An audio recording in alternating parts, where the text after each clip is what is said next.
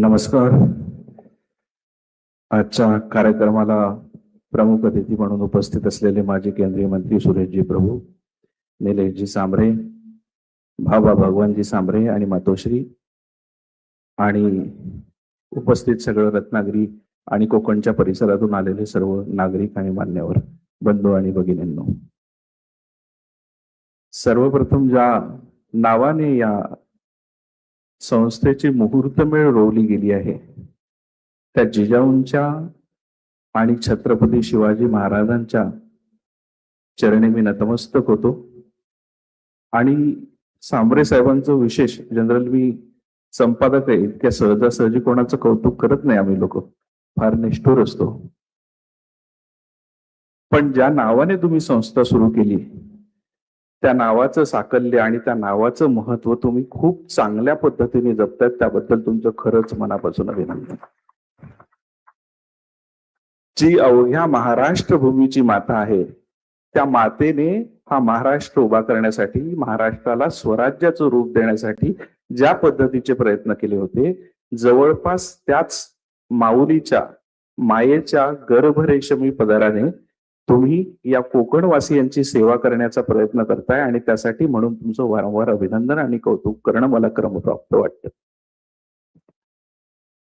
तसं पाहिलं तर आज सांबरे कुटुंबीय आणि त्यांच्या संस्थेकडून ज्या पद्धतीचं काम होतंय, हे अशा स्वरूपाचं काम करण्याची जबाबदारी ही सरकारची असते. पण सरकार करू शकणार नाही इतक्या चांगल्या पद्धतीने तुम्ही लोकांची सेवा करताय. काल जेव्हा मी रत्नागिरीमध्ये आलो तेव्हा मी ते हॉस्पिटल जाऊन बघितलं, तिथल्या सगळ्या सहकाऱ्यांनी तुमच्या मला खूप चांगल्या पद्धतीने हॉस्पिटलची सैर घडवून आणली. पैसे खूप लोकांकडे असतात, म्हणजे अंबानींकडे सुद्धा पैसे आहेत, भरपूर पैसे आहेत. आणि त्यांचं सुद्धा मुंबईत एक हॉस्पिटल आहे जिथे मी रेग्युलरली जातो आणि तिथे एक वेळा गेलं तरी 2,500 रुपये खर्च होतो. सांबरे साहेबांच्या हॉस्पिटलमध्ये 1 रुपया सुद्धा लागत नाही. आणि हा खूप मोठा मनाचा दिलदार माणूस आहे. आणि मी बघितलं की खूप बहुतेक ठिकाणी खूप धर्मदाय दवाखाने आहेत आपल्याकडे, ती पद्धत आहे, लोक त्या पद्धतीने काम करतात, समाजसेवा करण्याचा प्रयत्न करतात. पण औषधांपासूनची सगळी जी मोफत सोय आहे ती सोय कुठल्याही इस्पितळांमध्ये गेलेली दिसत नाही. विशेष म्हणजे फक्त आरोग्यच नाही तर शिक्षण, आरोग्य, समाज, ह्या सगळ्या समाजाची बांधणी करण्याच्या दृष्टीने जे काम करायला पाहिजे ते बांधणी करण्याचं काम सांबरे साहेब खूप मनापासून तुम्ही करताय. खरं तर तुमची राजकारणात जास्त गरज आहे असं मला वाटतं, पण बहुतेक तुमचा स्वभाव राजकारणासाठी काही फिट नाहीये. कारण की राजकारणाचा आत्ताचा क्रायटेरिया बदललाय. 100% शुद्ध चांगला माणूस वगैरे काही चालत नाही राजकारणात.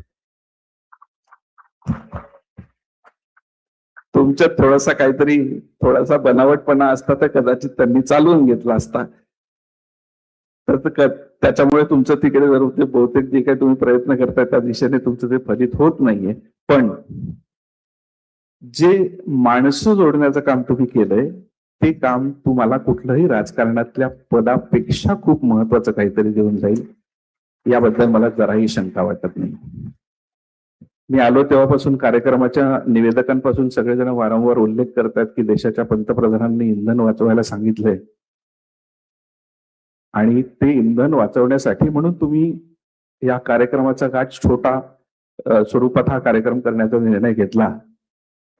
पण मी त्यांना सांगू इच्छितो की देशाच्या पंतप्रधानांना की या माणसाने मुळीच इंधन वाचवलं नाही.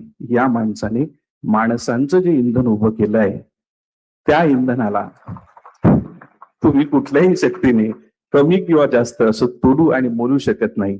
त्यामुळे तुम्हाला सगळ्यांना, तुमच्या संस्थेच्या सगळ्या कार्यकर्त्यांना, मनापासून झटणाऱ्या त्या हॉस्पिटलमधल्या डॉक्टरांना, तुमच्या सगळ्या कार्यकर्त्यांना, सगळ्यांना अत्यंत मनापासूनच्या शुभेच्छा देतो. तुमचं हे कार्य आणि तुमच्या मनातली प्रत्येक इच्छा उत्तरोत्तर आणि अत्यंत यशस्वीरित्या पूर्ण हो अशा सदिच्छा आणि शुभेच्छा देतो आणि थांबतो. धन्यवाद. जय हिंद, जय महाराष्ट्र.